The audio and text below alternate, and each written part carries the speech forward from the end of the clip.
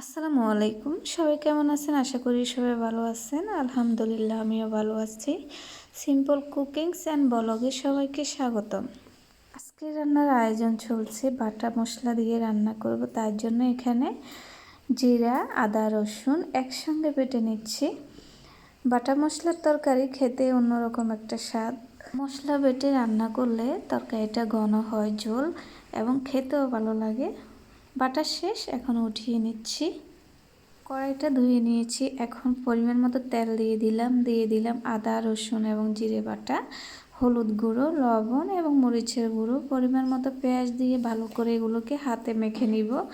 হাতে মাখা তরকারি অনেক স্বাদ হয়, এর কোনো তুলনা হয় না। আজকে আমি গরুর মাংস রান্না করছি। এখানে আগে বড় একটা হাঁড় দিয়ে দিলাম, আর এখন মাংসগুলো দিয়ে ভালো করে মাখিয়ে নিচ্ছি। এখন হাতটা ধুয়ে নিয়েছি। ঢাকনা দিয়ে মাংসটা রান্না বসিয়ে দিলাম। মাংসটা কষানো হয়ে গিয়েছে, এখন ঢাকনাটা উঠিয়ে নিচ্ছি। খুব সুন্দর তেলগুলো উপরে ভেসে উঠেছে, ভালোভাবে কষানো হয়ে গিয়েছে। এখন নেড়ে দিব ভালো করে।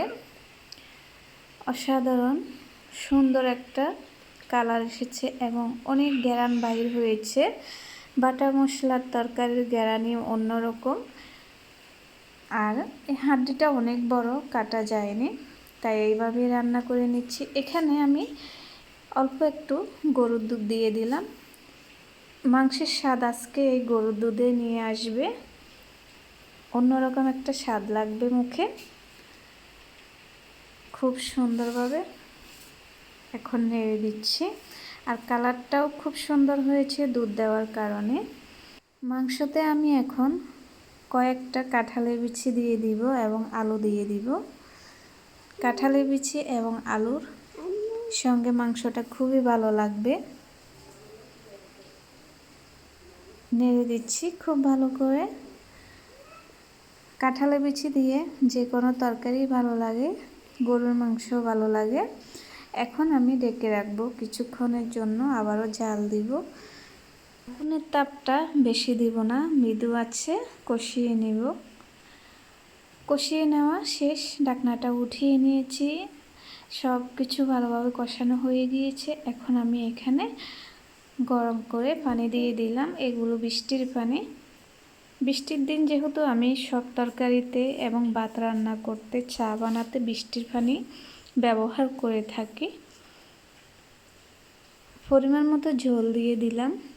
এখন আবারও ঢেকে রাখবো। এই ঢাকনার ভিতরে তরকারিটা হয়ে যাবে।